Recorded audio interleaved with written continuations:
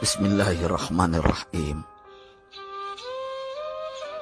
Pada suatu hari Rasulullah SAW ditemui oleh malaikat Jibril. Rasul pun bertanya, "Ada apa wahai Jibril?"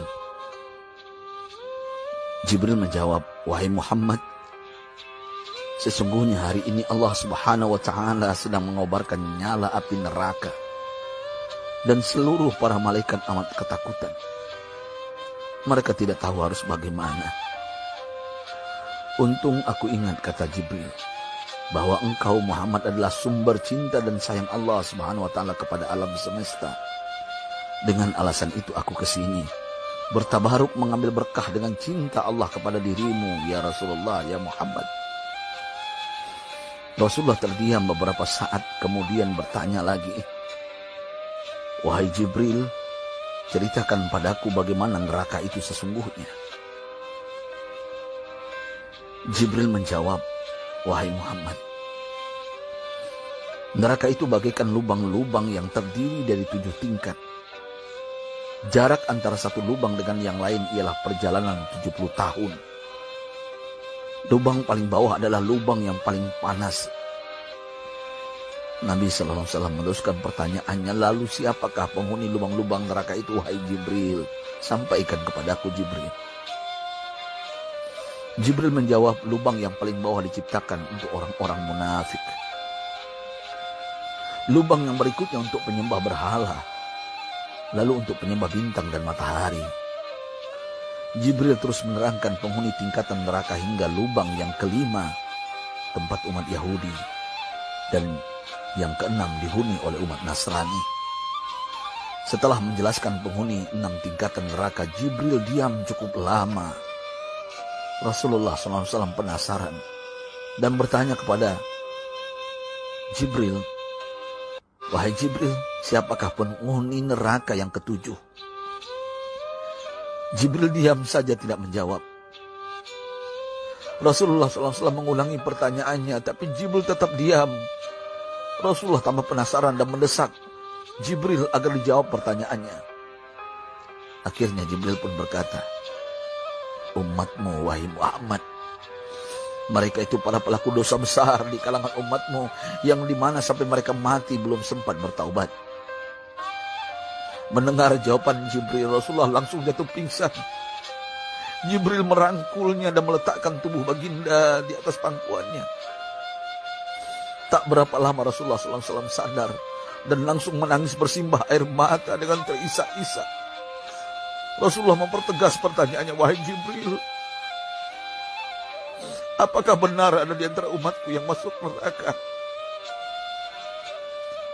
Jibril menjawab, "Benar, wahai Muhammad, pelaku dosa besar di antara umatmu yang belum bertaubat." Setelah itu Rasulullah menghadap kiblat dan sujud kepada Allah dalam isak tangisnya.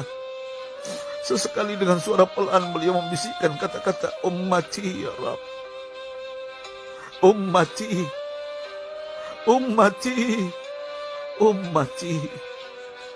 Beliau SAW tidak mengangkat kepalanya dalam keadaan seperti itu selama 3 hari 3 malam. Kecuali setiap Bilal bin Rabah mengumandangkan azan, barulah beliau bangkit untuk menjadi imam. Dan setelah itu kembali sujud lagi. Pada hari ketiga Abu Bakar menyadari hal ini. Beliau mengetuk pintu Rasulullah dan mengucapkan salam 3 kali, namun tidak terdengar jawaban. Abu Bakar sedih dan berseru di hadapan pintu Nabi besar Muhammad SAW, "Apakah ada jalan untuk masuk ke rumahmu ya Rasulullah?" Tetap tidak ada jawaban. Di jalan Abu Bakar bertemu sahabat Umar. "Mengapa engkau menangis, wahai Abu Bakar?" kata Umar. Abu Bakar menceritakan keadaan Rasulullah SAW. Maka Umar pun melangkah menuju rumah Rasulullah dan terjadilah hal yang sama. Umar pun pulang dan menangis. Di jalan Umar bertemu sahabat Salman Al-Farisi. Dengan terisak Umar bercerita kepada Salman hingga membuat dia amat sedih, namun tidak berani mengulangi hal yang sama. Salman melangkah menuju rumah Fatimah radhiyallahu anha dan menceritakan hal itu. Setengah berlari Fatimah menuju rumah ayah tercinta dan mengetuk pintu sambil mengucapkan salam. Mendengar suara lembut putri tercinta, sejuklah dada Rasulullah. Beliau bangkit dari sujud dan membuka pintu. Alangkah terkejutnya Fatimah melihat Rasulullah, ayah tercinta, amat kurus dan pucat. Fatimah memeluknya lalu menangis, "Wahai ayah, apa yang terjadi?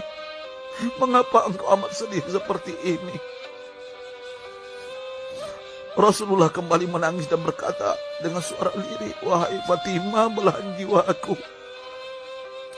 Bagaimana mungkin aku tidak sedih sedangkan Jibril mengatakan akan ada kelak umatku yang akan masuk neraka." Subhanallah, betapa besar cinta Rasulullah kepada kita umatnya. Sahabatku, Rasulullah mencintai kita. Antaman ma'aman ahbabta, engkau akan berkumpul dengan orang yang kau cintai. Mari kita mencintai baginda Nabi besar Muhammad SAW yang mencintai kita umat yang tidak rela kita masuk neraka. Mari kita mencintai beliau dengan berselawat.